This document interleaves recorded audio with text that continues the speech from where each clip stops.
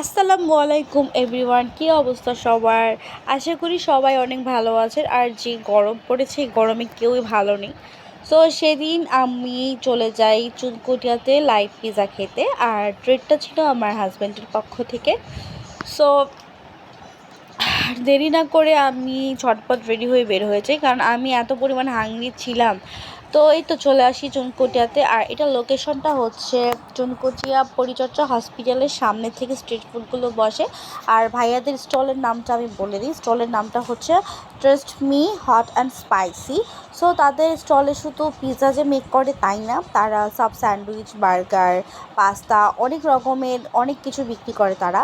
So এখানে যারা যারা আসার তোমরা এসে এখানে খেতে পারো। তো আসার পর দেখি যে এখানে একটা লাইভ পিৎজা হচ্ছে, মানে তারা মেক করছে। সো এটা একটু ভিডিও নিলাম যে আসল লাইভ পিৎজা খাওয়ার মেন মজা হচ্ছে যে তুমি যেটা খাবে তোমার চোখের সামনে সবগুলো টপিংস দিয়ে তোমাকে পিৎজাটা মেক করে দিবে, তুমি চোখের সামনে দেখবে, খাবে। জাস্ট এটাই একটা ফান, আর এটা একটা মজা। সো এই জন্য আমরা চলে আসি আর কি পিৎজাতে, লাইভ পিৎজা খেতে। আর আমি সবসময় পিৎজা খাই পিৎজা ফ্যাক্টরিতে। আমি অনেক জায়গাতে পিৎজা ট্রাই করেছি বা অনেক স্ট্রিট ফুডও ট্রাই করেছি, বাট এখানকার চুনকুটিয়া স্ট্রিট ফুডটা ফার্স্ট টাইম ট্রাই করা হয়েছে। আর জিসান বললো যে এখানে লাইভ পিৎজা যেহেতু হয়, চলো একবার ট্রাই করে দেখি কেমন লাগে, টেস্টটা কেমন লাগে। তো পিৎজার প্রাইসটা ছিল 400 টাকা। আমি প্রাইসটা বলে দিই, পিৎজার প্রাইসটা ছিল 400 টাকা। আর পিৎজাটা খেতে কেমন লেগেছে সেটা হচ্ছে এভারেজ লেগেছে আমার কাছে।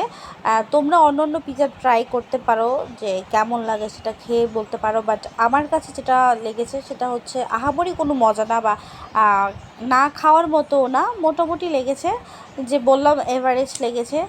তো এটা লোকেশনটা হচ্ছে চুনকুটিয়াতে পরিচর্যা হসপিটালের সামনে থেকে তারা স্ট্রিট ফুড নিয়ে বসে।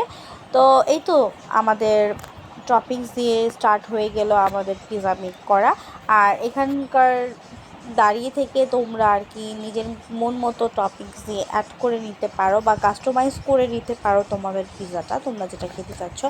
আমরা কাস্টমাইজ করে নিয়েছি পিৎজাতে, জাস্ট আমরা অ্যাড করেছি এক্সট্রা চিজ। আমরা যেখানেই খাই পিৎজা সবসময় এক্সট্রা চিজটা ট্রাই করি। আমরা চিজ তো তারা দিবেই, কিন্তু আমরা কিছু পেমেন্ট করে এক্সট্রা চিজটা দিই, কারণ আমাদের চিজটা অনেক বেশি ভালো লাগে। আর এটা আমাদের মেক করছে। সো তারা টপিংসের পরিমাণ কিন্তু অনেক বেশি দিয়েছে, সসেজ দিয়েছে, এখানে মাংস ছিল। সো সব কিছুই ভালো ছিল, বাট তাদের যে ডোটা করেছে সেটা হার্ড হয়ে গেছে। বাট ডোটা যদি একটু সফট হতো তাহলে পিৎজাটা খেতে সত্যি ভালো লাগতো। তো আমার কাছে আহামরি কিছু লাগেনি, এভারেজ লেগেছে। তো আমাদের পিৎজাটা মেক করা হয়ে গেছে, আর আমিও খাওয়া স্টার্ট করে দেবো। এর আগে একটু ভিডিও পিকচার এটা অবশ্যই সবাই করে, বাট আমরাও করেছি। আর এই যে আমার মেয়েদের নিয়ে আমি চলে আসছিলাম খাওয়ার জন্য, হাংরি ছিলাম সেদিন অনেক বেশি। আর তাদের স্লাইসটা ছিল একটু মিডিয়াম সাইজের, তাদের স্লাইসটা একটু বড় হলে আমার মনে হয় ভালো হতো।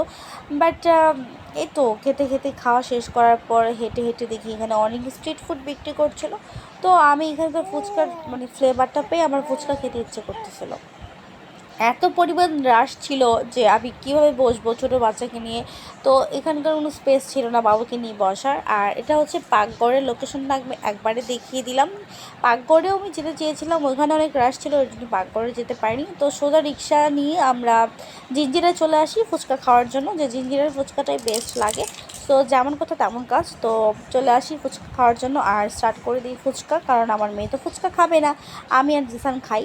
সো এই তো আমাদের খাওয়া দাওয়া শেষ করলাম, সেদিন দিনটা অনেক ভালো কাটলো। আর এটা হচ্ছে আমাদের পিৎজার পিকচার, আর আমাদের কিছু পিকচার অ্যাড করে দিলাম। আশা করি সবার ভালো লেগেছে, ভালো লাগলে একটা লাইক দিয়ে দিও। ততদিন পর্যন্ত ভালো থাকো, আল্লাহ হাফেজ।